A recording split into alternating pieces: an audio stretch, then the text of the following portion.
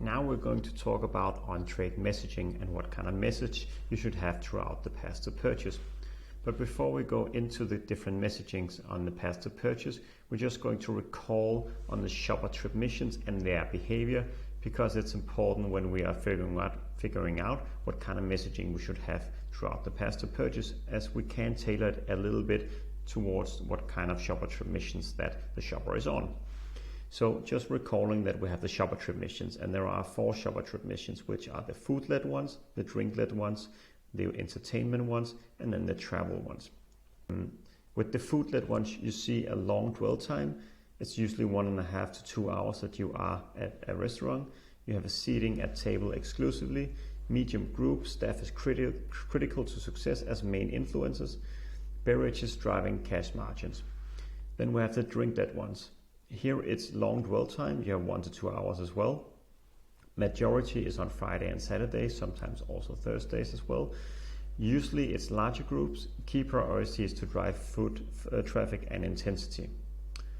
Then we have entertainment-led shopper trip missions. This is long dwell time, 2 to 3 hours.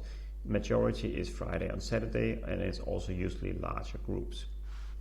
Then there is the travel one. Here it's about a shorter dwell time, which is less than 1 to 2 hours. Consumption is locked in, so price is less of an issue, and you often here see that it's medium-sized groups. So now let's go into the messaging across the path to purchase in on-trade by shopper trip mission. So again, this is a lot of information as there's a lot of text on this slide, but we'll go through it step by step and by each stage of the path to purchase. So again, we have the shopper trip missions down here, and then we have the path to purchase up here.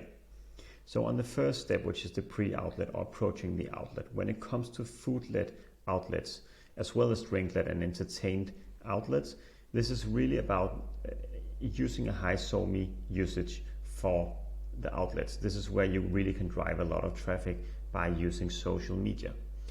You drive foot traffic through recommendations, for instance, and also deals, and you should have a messaging about deals, for instance, on your social media, because that's something that will attract shoppers. You can also have something like website recommendations.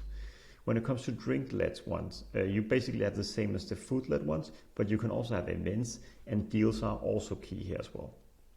The entertainment one is the same as the food-led ones, but on top of that, you can drive offers to take advantage once they have arrived.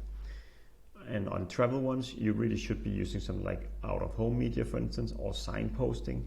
A-frames and value offers is also some way of messaging when it comes to the travel section. Then when we have the second stage, which is the enter stage of the path to purchase. When it comes to food-led outlets, A-frames outside of the store and outlet is also crucial. They can have offers, and these are usually key, because if you see a nice offer, you maybe decide that this is the outlet to go to. Staff throughout the path to purchase play a key role to influence. Menu boards are also important, such as the waiting table, to communicate some kind of branding as well, because here you may be waiting for the waiter to come down and seat you at the table. When it comes to drink-led one, A-frames again with offers are key. Posters on wall communicating deals and events can also be key as well. Entertainment and the stage enter. Concession deals, something like buy one get two, also different kind of combos. For instance, if you're going to the cinema, buy a popcorn and get a free Coke, etc. These kind of offers are critical. And then with travel, you're also using A-frame with offers, as well as posters on walls communicating deals and events. Then we are at the browsing stage. And here, when it comes to food-led, it's a little bit different than the drink, entertain, and travel-led ones. But on the food-led ones, you really have a menu, and this is super critical to showcase the products and brands available. Staff recommendation is also critical, because if you're teaching the staff that they should talk about your brands and they have the right descriptions, etc., this is something that really can get shoppers to pick your products. So recommendations are critical. On the menu, for instance, something like that, you can have a description, tasting notes, food pairing suggestions, etc. Value deals and combos are also something that you should promote, and also branded glassware, because sometimes you also see people looking around the restaurants as well to see what kind of drinks other people are drinking. When it comes to drink, entertain and travel-led shopper trip missions, we do see on the browsing stage that description, tasting notes and food pairing suggestions also are critical. Here, on the other hand, you have something like frog eyes and fonts at bar, which are super critical. Frog eyes are the circled, highlighted things that you see on the tap handles. And the font is also a tapping system itself. Counter cards or drinks list used to provide information on taste, price, etc. is also critical. So you can of course also have a menu here, but usually people go up to the bar and then they look what's available. On the selecting stage, the role of staff in helping decision and selecting is super critical. So of course you can provide staff training to give some kind of product knowledge, which is super key when it comes to messaging as well. On the purchasing stage, you will see on the food that there is some kind of shared serve options which can drive brand and category value. So if you're communicating something about shared beers, for instance, you have an opportunity to drive both brand and category value.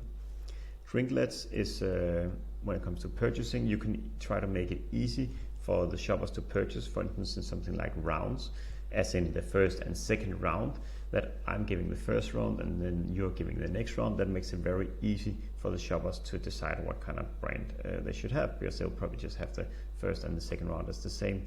So make it easy to promote rounds with your brand. Then you have the role of staff in helping decision and selecting when it comes to the entertainment part. Staff training with product knowledge as well is important. Concession often require handling like multi-beer carriers, for instance at a stadium. If you see that, you will see that there will be these kind of handles where you can have 5 different kind of beers. So that's super important as well to communicate on that. And when it comes to the travel shopper trip mission, either food or drink-led options.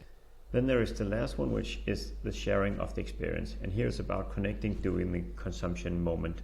And you can use some kind of messaging around that. And that is the same throughout the 4 shopper trip missions. So this concludes the chapter on messaging across the path to purchase when it comes to on-trade channels led by the shopper trip missions.